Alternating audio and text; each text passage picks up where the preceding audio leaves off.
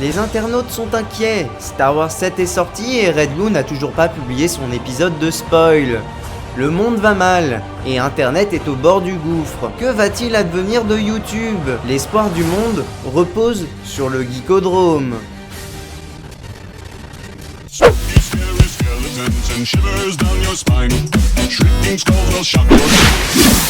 Salut et bienvenue dans Spoil, l'émission qui vous spoil tous comme des gros chacals. Au programme aujourd'hui, le spoil de Star Wars 7, le réveil de la Force. Attention, ça va aller très vite. Le film débute 30 ans après les événements du 6. Luke Skywalker a disparu parce qu'un de ses élèves est passé du côté obscur. Et l'Empire a laissé place au Premier Ordre, dirigé d'une main de maître par Snoke, avec Starkiller comme nouvelle étoile noire. Un membre de la rébellion dont on ne connaît pas le nom, donc on va l'appeler machin, est envoyé sur Jakku. En gros, c'est Tatooine mais avec un nom différent, parce que J.J. Abrams n'a pas voulu se faire chier avec trop de planètes inédites. Un vieux monsieur lui donne alors une partie du plan permettant de retrouver Luke, mais il lui dit de se faire la belle, parce que le Premier Ordre se pointe. Les Stormtroopers n'ont pas changé d'armure non plus en 30 ans. Par contre, il y en a au moins un qui a l'air plus humain que les autres, c'est déjà ça. Il soutient son camarade qui s'est pris un tir ennemi, et qui est en train de mourir. Suite à ça, on voit un vaisseau arriver. Et qui c'est qu'on va descendre? Kylo Ren, l'élève de Luke en question. Là c'est pareil, ils se font pas chier avec un héros inédit. Ils nous ont réchauffé le plat préparé qui ne périme jamais.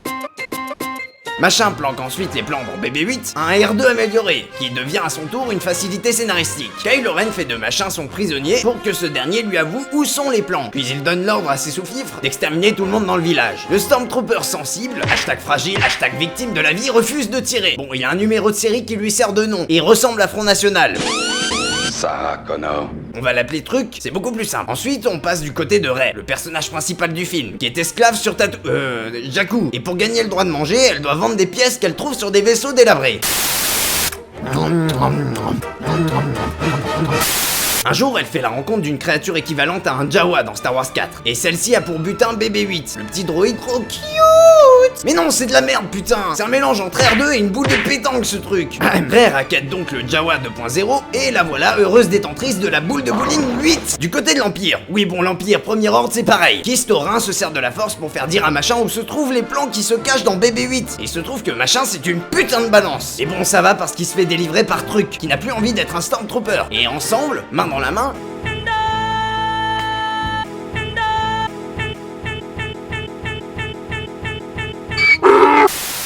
ils grattent un vaisseau impérial et font connaissance. Il se trouve que le rebelle ex-prisonnier se nomme Po, et ce dernier trouve que le nom de code de notre ancien Stormtrooper est un peu compliqué. Il décide donc de le renommer Finn. Ils se font poursuivre par l'Empire et ils arrivent à exterminer quelques-uns de leurs vaisseaux, avant d'essuyer un tir ennemi qui les fait s'écraser sur la planète Jakku. Ça tombe bien, Po voulait récupérer BB-8 qu'il a honteusement balancé à l'Empire. Enfin bref, après le crash, Finn se réveille, mais Po a disparu. En guise de deuil, il décide d'enfiler sa veste qu'il trouve dans les décombres, comme s'il ne faisait déjà pas assez chaud dans le désert. Il se rend dans le village le plus proche et il rencontre Rey, qui le fout à terre.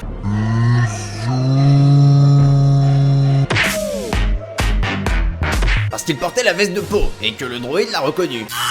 Mais il arrive à se la mettre dans la poche en se faisant passer pour un membre de la rébellion, donc ça va. L'Empire reconnaît leurs robots, ce qui les oblige à s'enfuir. Ils arrivent jusqu'au Faucon Millennium. On sait pas ce qu'il fout là, mais il est là. Rey est aux commandes. D'ailleurs, on dirait qu'elle est bourrée quand elle conduit. Un peu à gauche.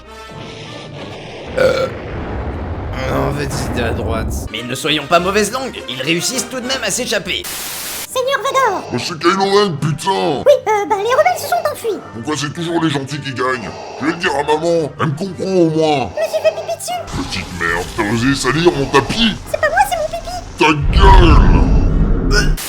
Finn et Rey se font aborder sur leur vaisseau. Ils pensent gazer les pirates en exploitant une défaillance du Faucon Millennium. Mais bon, le pirate en question, c'est Han Solo, accompagné de Chewie. Et ils font brièvement connaissance, avant que leur vaisseau se fasse aborder une nouvelle fois, par les nouveaux créanciers de notre contrebandier.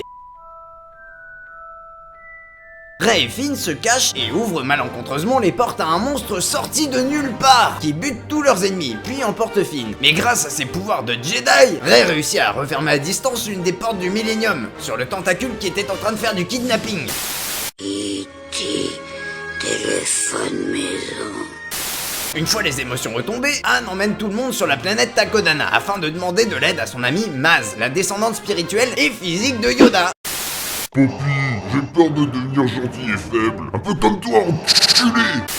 Anne demande donc à Maz de lui indiquer où se trouve la planète qui sert de base aux rebelles, afin de rapatrier Bilbo K8. Et Finn trouve que c'est un bon moment pour jouer les lâches et décide de s'enfuir parce que Yoda 2000 est en train de leur dire de rejoindre la résistance. Mais si tu donnes pas les coordonnées de la planète, ça peut pas le faire, connasse! Il demande à Rey de venir avec lui, il lui avoue aussi qu'il n'a jamais fait partie de la rébellion. Et elle s'en bat royalement les miches et lui dit qu'elle ne peut pas. Elle attend donc qu'il parte pour aller dans le sous-sol de la cantina dans laquelle il se trouve. Et ça se voit qu'elle a pas de parents pour lui apprendre la politesse parce que ça se fait pas. Et il fouille dans un coffre, putain, mais coupez-lui les mains, ça lui apprendra. Elle trouve un sabre laser et ce dernier lui donne une vision. Et dedans il y a Clitoken. Viens goûter le cachou à papy. Maz arrive de nulle part et l'informe que le sabre laser qu'elle était en train de voler était celui de Luke et qu'elle le lui donne parce qu'il l'a choisi. Mais bon, elle son truc c'est la bouffe donc elle se barre en courant. Et là j'allais faire une blague mais Pig Blue Eye l'a déjà fait dans une de ses vidéos. Arrive enfin le moment où Starkiller lance son rayon de destruction et les planètes de la Nouvelle République sont touchées. Maz donne le sabre laser à Finn qui a décidé de ne plus être un lâche en voyant l'explosion d'une planète au loin. Et celui-ci l'utilise très vite et mal sur des Stormtroopers qui les ont retrouvés. Rey se fait kidnapper par Ren et Finn le voit transporter son corps inerte jusqu'à son vaisseau et s'enfuir sur Starkiller après que la rébellion ait fait son apparition. Du coup il est vénère le Finn. Oh putain Leia, t'as changé. Oh t'es pas mort?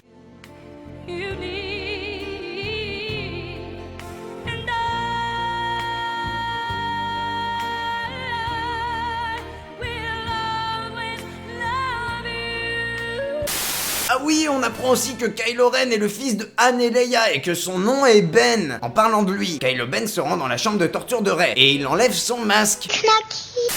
Il essaye de la torturer afin qu'elle lui parle de bébé 8. Mais bon, fallait bien justifier le titre du film quand même, du coup il échoue. Et ensuite, après qu'il soit parti, elle utilise la force pour que le Stormtrooper qui l'a gardé la libère. Et là, comme dans tout bon Star Wars qui se respecte, la rébellion concocte un plan diabolique afin de détruire l'étoile noire, enfin Starkiller quoi. Et ça consiste à y mettre des explosifs pour que ça explose les boucliers de l'intérieur. Et ensuite la cavalerie spatiale s'occupe de finir. La classique quoi.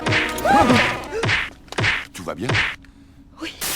Une fois les explosifs installés, Kylo se pointe, et Han essaye de le raisonner pour qu'il revienne vivre à la maison. Mais bon, Kyle est un rebelle de la société et tue son père.